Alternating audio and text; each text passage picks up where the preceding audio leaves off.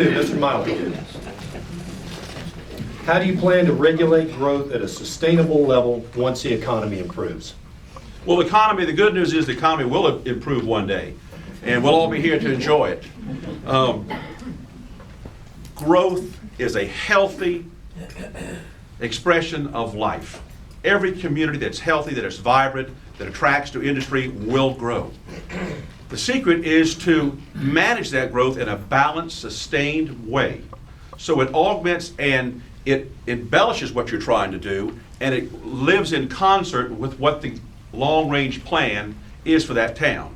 And that's the secret, is to have a consensus, long-term strategic plan on how you want to see Summerville grow for the future.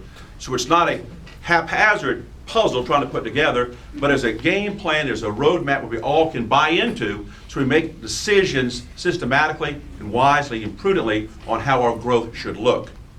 And that growth needs to be handled by annexation. If we can build our perimeter out there, then we can control what comes in. And I can assure you tonight, if we don't build the perimeter out, North Charleston will be your next door neighbor, and so will the city of Goose Creek. Mr. Collins? Well, let me tell you, I can tell you this. You've all heard of Keith Summey in North Charleston. He's the mayor of North Charleston.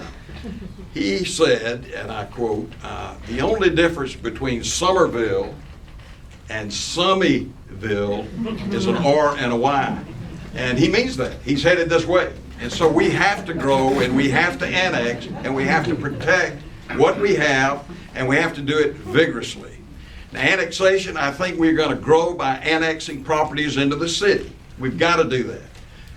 If I'm your mayor, one of the first properties I'm going to invite to come into the city is Mr. Myler's real estate company on Trolley Road. I think he ought to be in the town of Summerville if he wants to be the mayor, and if he wants to go ask other people to come into the town. Thank you.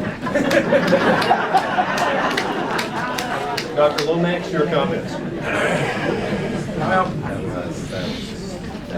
I've had about 20 years of experience in this area.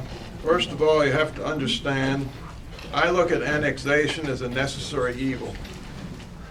Kind of like a car, you got to have it.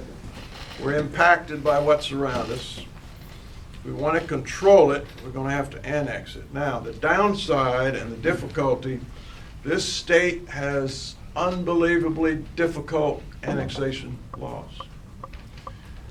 You have to have 75% of the people agree, and you have to have 75% of the assessed value of the property agree to come in. Difficult to do. How we're going to handle that, I'm not sure, but if we don't, we're going to be like, we're just going to be surrounded by North Charleston. It's going to happen. And North Charleston will put hundreds and hundreds of homes in. That's my concern, but it's difficult. It's difficult. Not your problem. Thank you. Mr. Mayoral, you get 1 minute to respond to Mr. Collins. That's not enough time. You know, we all were laughing tongue-in-cheek about that, but let me tell you the sad truth. My office was at 206 West Richardson in Summerville. I moved in 1992 to where my location is, at 625 Old Trolley. In 19 years, not one member from town council or the town has ever asked me to annex into the town. I ask you, when's the last time you went down to the town council and said, I want to be annexed in? The problem we have is not an assertive, aggressive plan to annex into the city.